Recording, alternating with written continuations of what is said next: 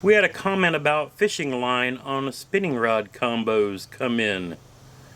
Well, let's talk about it.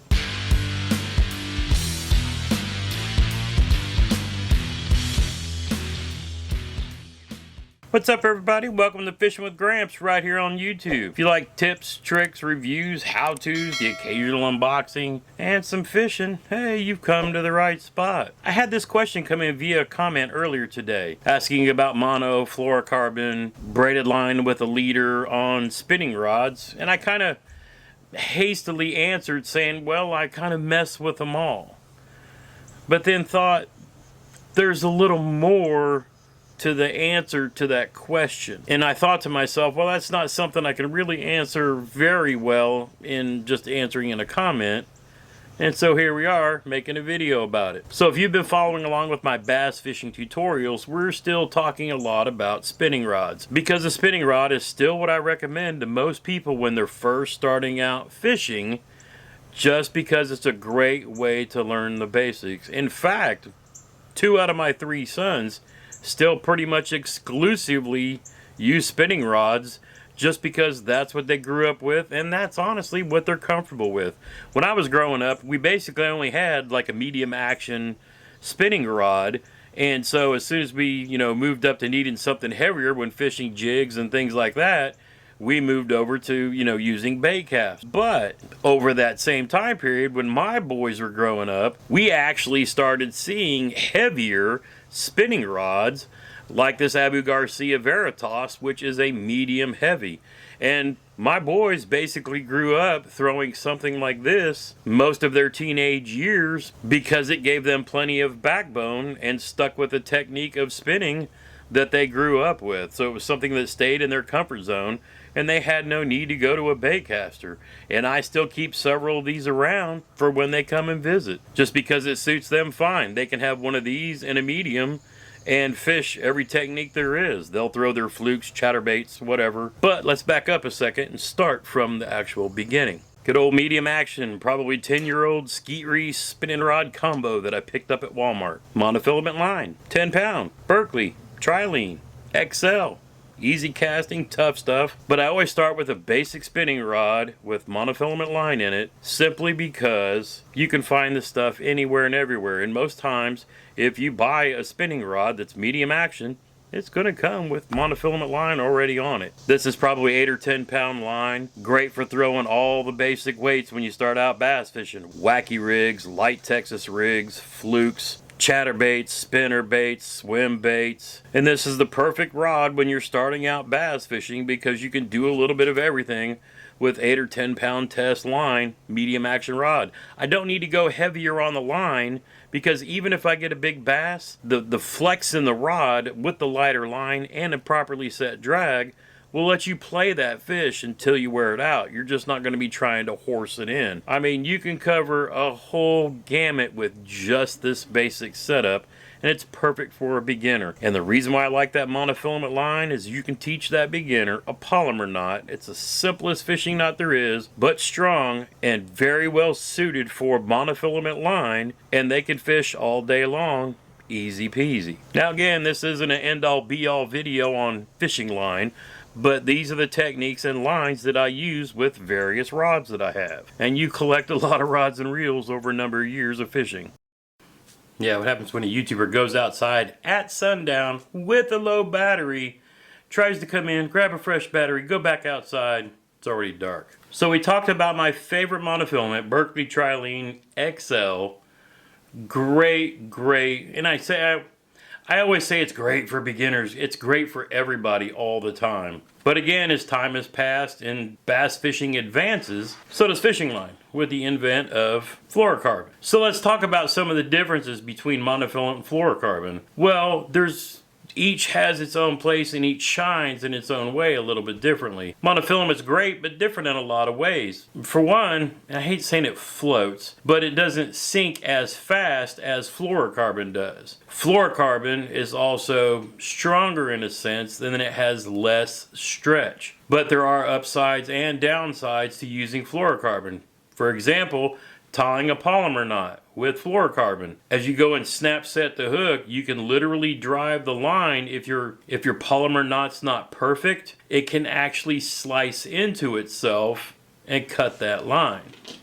Monofilament's a little softer, so you don't have that. Fluorocarbon's great for those applications that are, say, deeper down. Drop shots, finesse rigs, Ned rig. Less stretch means when you go to lift that rod to set the hook, it drives that hook a little faster. So for example, I have my Mach 2 Crush spinning rod, 100% pure fluorocarbon. In fact, it's strung up with this 8-pound Seaguar Invisex, and I've got a drop shot tied on. But I also use this for everything else I use a spinning rod for. Chatterbait, spinnerbait, so forth and so on. This is a little higher end combo than my little Skeet Reese, monofilament rod. But again, it's going to catch the same fish. I just happen to be using fluorocarbon on this one because I tend to use this and the matching Mach Crush bait casting rod. It's kind of like my bank fishing combo. 2 rods that I can just grab, go, and basically cover everything. I've thrown crankbaits on this, chatterbaits, spinnerbaits, finesse and wacky, same thing.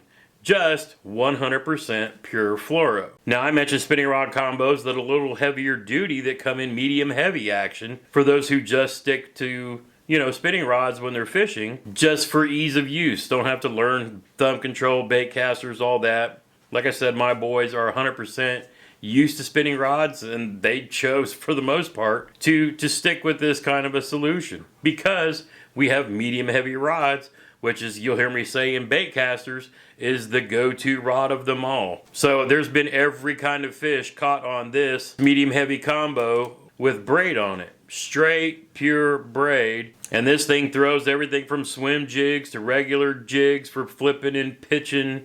Texas rigs. My youngest loves throwing a Texas rig, little green lizard on it. But this is the do everything else combo. You can even throw a frog on this thing because braided line, one of the great things about it is it tends to not, again, I won't say it floats, but it doesn't sink as fast as fluorocarbon does. So you'll see for a lot of topwater applications, braid and monofilament are the 2 favorite choices there because they don't sink as fast in the water as fluorocarbon does. But again, you get all the strength of the braid and it makes it nice and easy. So I have a braid running to a snap swivel and then like a 2-foot monofilament leader with a little EWG hook for, clearer water application. I've got this set up. My youngest and I are going to go fishing this weekend. This and that medium action monofilament loaded rod and reel combo will be the 2 that he probably uses all day long.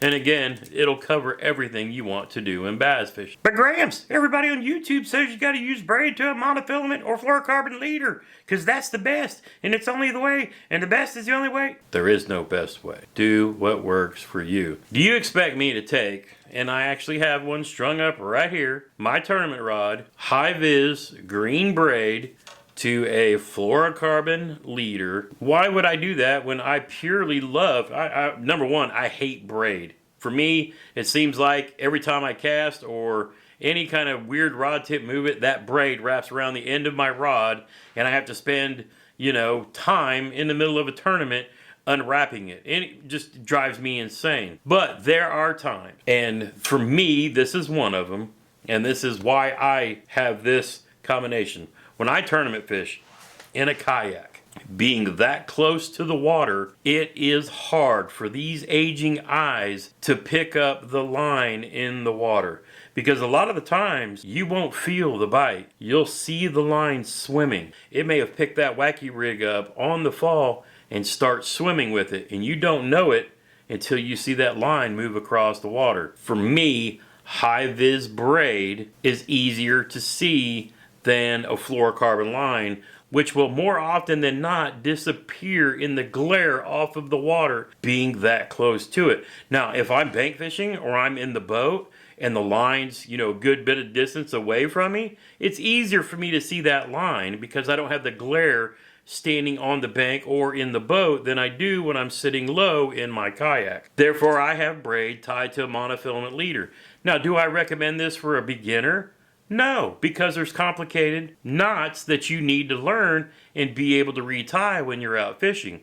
Now, sure, you can go straight braid just like I did on that other rod if that's what you choose to do. And I tend to do that when I'm throwing heavier baits, jigs, swim jigs, Texas rigs, things like that. Unless I'm around wood. I really don't like braid around wood because you're just as likely to throw over an older log and that line will saw into the bark of that lay down, and it just goes in deeper and deeper. My preference would be the spoolful of fluorocarbon, but a lot of people can't do that because fluorocarbon is expensive. But cool thing, just out of ICAST that ended this week, Seaguar has introduced a new line of fluorocarbon called Basics with an X, and it's like $10 for 200 yards of their fluorocarbon. That, as far as I know, is probably the most inexpensive that I have seen fluorocarbon come from, say, a quality company. So I'm really looking forward to getting that and trying it out. So if I tried to answer his question honestly, do you prefer mono, fluorocarbon, braided, or braided to a leader? My answer is yes, but it all depends on the situation. I don't have one solution across the board. It's trial and error. It's really about your budget as well. If I had to choose one for a spinning rod combo, I'd go with the 10-pound Berkley Trilene XL monofilament, hands down, all day, every day. There's a little more stretch than the fluorocarbon, but you can tie a fast polymer knot. If you wanted to take one rod and reel combo to go fishing all day long, spinning rod, 10-pound Berkley Trilene XL. I hope that helps. I hope that answers the question, or at least demonstrates why there's no single answer, but that's how I do it. If you have any questions, drop me a comment down below. As always, I can't thank you guys enough for the amazing growth of this channel. The support from you guys has been phenomenal. Until next time, get outside when you can. Go make some memories. One cast at a time.